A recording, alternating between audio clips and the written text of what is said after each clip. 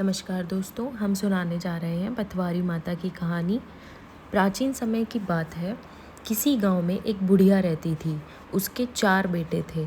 बुढ़िया ने 4 ही भैंस पाल रखी थी। कार्तिक का महीना आने पर बुढ़िया ने अपनी चारों बहुओं को बुलाया और कहा कि मैं तो कार्तिका नहाने जा रही हूँ, तुम चारों एक एक भैंस रख लो, मैं 1 महीने में वापस आऊँगी। चारों बहुओं में से सबसे छोटी बहू बुढ़िया की लाडली थी।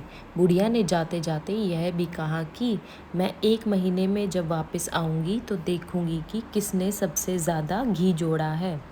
बुढ़िया की बातें सुन तीनों बड़ी बहुओं ने सोचा कि यही समय है बुढ़िया को बताने का कि छोटी को कुछ नहीं आता है। वह दही बिलोना नहीं जानती थी और ना ही उसे पता था कि घी कैसे बनाते हैं। उसकी जेठानियों ने भी जानबूझकर उसे कुछ नहीं बताया ताकि बुढ़िया वापस आने पर उसे डांट फटकार कर सके। तीनों जेठानियां घी बनाने में जुट गई, लेकिन छोटी बहू को कुछ नहीं आता था तो वह सारे दूध दही को पीपल की पतवारी में गिरा देती। मन से वह भोली थी। महीना पूरा होने पर तीनों जेठानियों ने एक एक डिब्बा घी का भरकर रख लिया। छोटी बहू ने ज़रा सा भी घी नहीं निकाला था। वह तो सारा दूध दही पीपल की पतवारी पर गिरा आती थी। बुढ़िया के आने की खबर वह पतवारी माता से कहती है कि मैं क्या करूं? मैंने तो सारा दूध दही यहाँ गिरा दिया है। अब मेरी सासू माँ आकर घी के बारे में पूछेगी तो मैं क्या जवाब दूंगी? पतवारी माता कहती है कि तुम ये 4 कंकड़ ले जाओ और 4 अलग अलग डिब्बों में रख देना। इससे चारों डिब्बे घी से भर जाएंगे। उसने ऐसा ही किया और उसके पास 4 डिब्बे घी हो गया। अब सासू माँ घर आई और आते ही उसने चारों बहुओं को कहा कि लाओ अपना अपना घी दिखाओ कि किसने कितना घी जोड़ा है।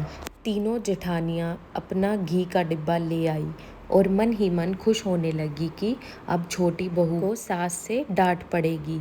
छोटी बहू आई तो साथ में 4 डिब्बे घी भी लाई। वह सब ये देख के हैरान हुई कि इसे तो दही बिलोना भी नहीं आता था, तो यह घी कहाँ से आया। वह कहने लगी कि ज़रूर इसके पति ने यह घी खरीदा है।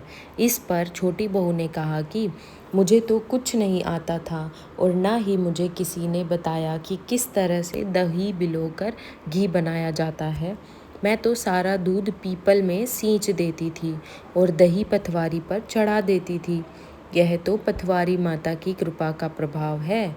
छोटी बहू की सारी बातें सुनकर सारी बहुओं ने कहा कि अगर पतवारी माता को सींचने से इतना अधिक पुण्य मिलता है तब हम भी अगले साल उसे सींचेंगे और कार्तिक नहाएंगे।